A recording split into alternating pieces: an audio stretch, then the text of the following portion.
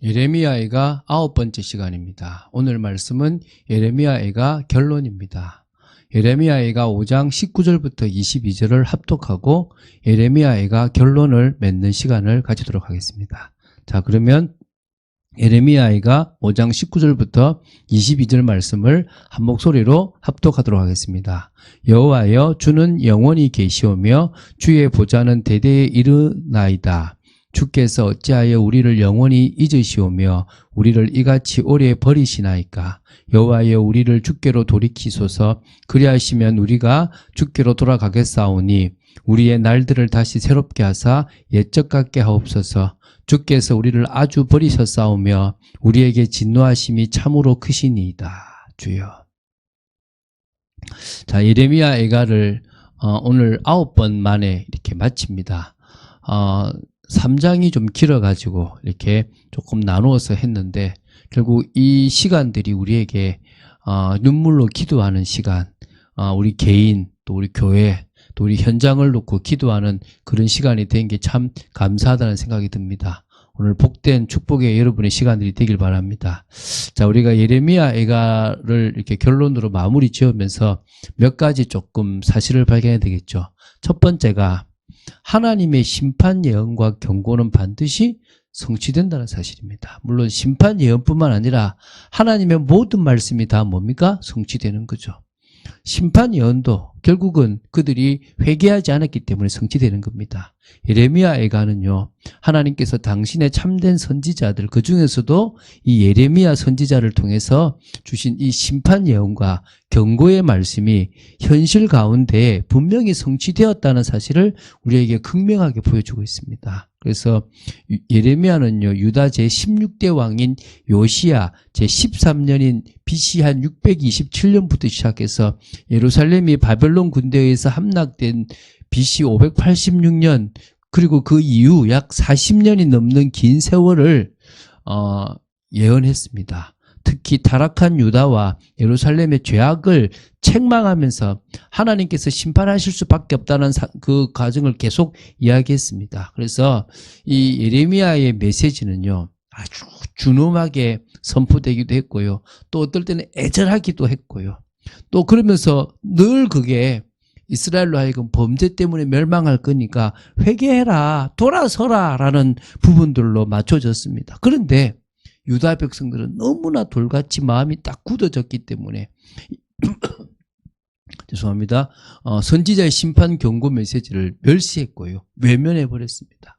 그래서 결국은 자신들은 멸망받지 않을 거라는 안일한 생각 속에 있었지만 결국 바벨론의 공격으로 말미암아 예루살렘은 함락되고 유다 백성들은 멸망하는, 패망하는 기막힌 현실을 맞이해야 됐다는 것입니다. 그래서 결국은 성취된 거죠. 그래서 역사의 주관자이신 하나님의 아들 그리스도께서 이 땅에 멸망에 대해서 예언한 것도 결국은 성취될 거다. 이렇게 우리는 같이 이해를 하고 가야 될 줄로 믿습니다. 두 번째는요, 인간이 범죄를 했다면 하나님의 심판은 아주 엄중하게 있습니다. 지금 하나님의 백성에게도 그게 멸망, 저 지옥으로 가는 건 없다 하더라도 여전히 하나님의 자녀가 죄를 지었다면 그것에 대한 결과는 당하게 되는 겁니다. 예수 믿는다고 해서 그런 우리가 살아가는 삶에서 당하는 그러니까 잘못된 죄도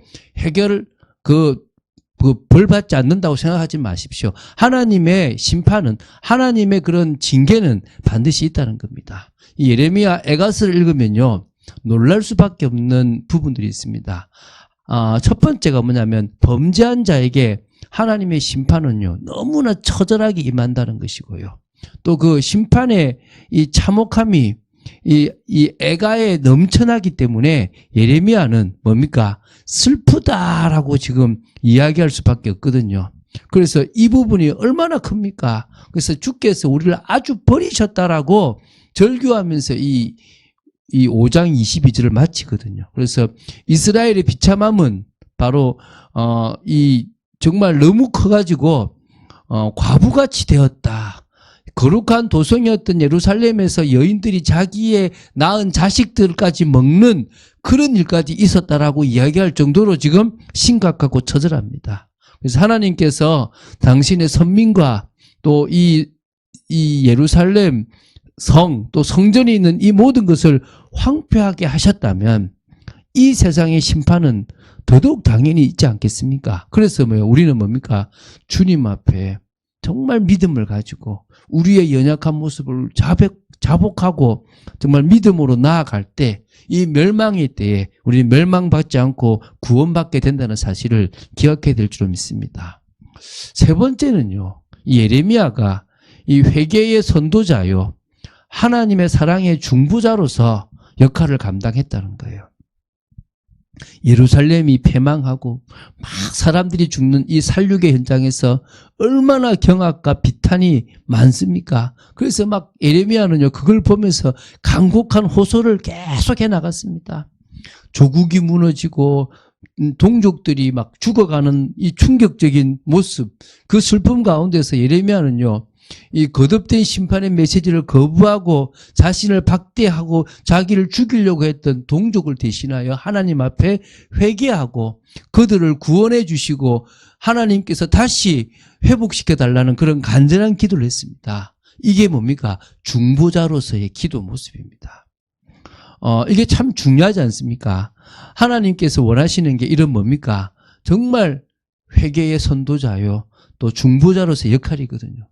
예수 그리스도께서 이 땅에 우리를 위해서 그 일을 하셨고 이제 우리 역시 주님 앞에 그 일을 감당하는 믿음의 사람으로 서야 될 줄로 믿습니다. 그런 의미에서 예레미야가 했던 역할들이 참 중요하다고 봐야 되겠죠. 네 번째입니다. 일시적 징벌이 있지만 결국 하나님의 변치 않는 자비와 사랑이 있다는 거예요. 그게 누구에게요? 당신이 택하신 백성에게. 그런 의미에서 정말 예수를 믿고 조금 범죄한 사람이 고난의 길은 걸을 수 있고 징계는 좀 받을 수 있지만 구원은 받게 된다는 부분들이 될 수 있겠죠. 인간은요, 연약하여 눈에 보이는 현실에 좋아했다가 나빠했다가 이힐일비하는 모습들이 있습니다. 그러다가 또 고난이 오면 또 뭡니까? 막 원망하는 모습들이 있습니다. 그렇지만 그 고난을 주시는, 그럴 때는 되게 완전 무자비한 하나님으로처럼 보이지만요, 결국 하나님은 자비와 사랑을 주시는, 또 그것은 절대 변하지 않는, 그렇다는 사실을 우리는 기억해야 됩니다. 이거를 누가 믿었습니까? 예레미야가 믿었다니까요. 하나님의 징벌은 영원한 징벌, 심판이 아니다. 다른 나라들은 다 망하지만 당신이 택하신 이 이스라엘은 이 징계가 일시적이기 때문에 하나님은 다시 그들을 회복시킬 것이다, 돌아오게 하실 것이다, 이것에 대한 믿음이 있었다는 거예요. 할렐루야. 저와 여러분이 믿어야 됩니다. 뭐 믿습니까? 하나님께서 지금도 교회에 기회를 주시고 성도들에게 기회를 주시고 우리를 다시 회복시키실 거고 우리를 저 천국으로 인도하실 거라는 겁니다. 마지막 다섯 번째입니다. 파멸과 절망 중에도요, 소망으로 나아가는 신앙이 진짜 위대한 신앙이에요. 잘 될 때가 아니라 정말 고난과 슬픔과 비탄이 많은 그 속에서 그래도 하나님은 회복하실 거야 라고 하는 그 신앙, 그게 위대한 신앙입니다. 예레미야는요, 역사 가운데 유래를 찾아보기 어려울 정도로 극심한 고난의 현장 가운데 딱 있었고요. 그 속에서 그 비탄과 그 고통 속에서도 그 현실에 함몰되지 않고 그 고난의 원인이 바로 범죄에 있다는 사실을요, 겸허하게 시인하고 동족의 죄를 진심으로 회개했습니다. 회개하라고 했는데 안 했기 때문에 예레미야가 회개했습니다. 그러나 예레미야가 보여준 진짜 위대한 신앙의 모습은요, 정말 절망적인 상황, 그 속에서 좌절하지 않고 분명히 회복시킬 저 너머의 소망을 바라봤다는 거예요. 보이지도 않을 것 같은 불빛을 발견하고 그 빛을 이루실 주님을 소망하고 바라봤다는 거예요. 그래서 예레미야가 이 패망의 현장에서도 회복의 미래를 보며 하나님의 공의의 심판 넘어 하나님의 회복과 사랑, 하나님의 은혜와 자비가 있다는 것을 영적으로 보았다는 거예요. 오늘 저와 여러분도 봐야 됩니다.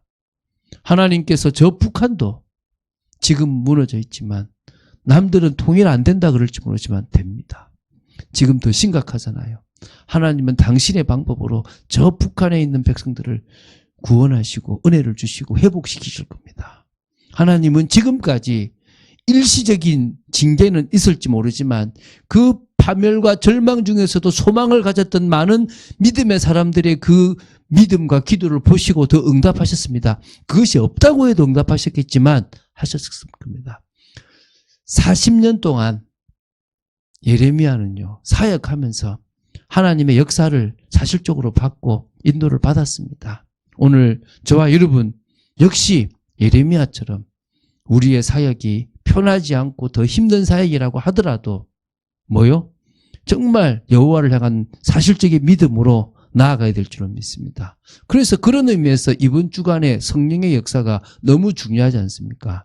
우리가 성령의 역사 속으로 들어가지 않는다면 우린 정말 어렵습니다. 저는 저와 우리 전도사님이 기도할 겁니다. 여러분을 위해서 계속 기도할 겁니다. 여러분도 기도하십시오. 뭐가요? 성령이 여러분에게 역사하시도록 간절하게 주님과 교제하기 원하고 주님 앞으로 나아가기 원합니다라고 기도하시고 지금 이 현장에 하나님의 뜻을 찾고 하나님의 나를 향한 계획과 뜻을 찾고 인도받게 되기 바랍니다. 그러다 보면 뭡니까? 오늘이 너무 중요한 거 아닙니까? 하나님 주신 오늘, 우리를 통해서 이루실 오늘이 너무너무 중요합니다. 저와 여러분은 세상의 빛입니다. 세상의 빛으로 부르신 주님께서 그 빛을 발할 수 있도록 성령으로 강하게 역사하실 거라 믿습니다.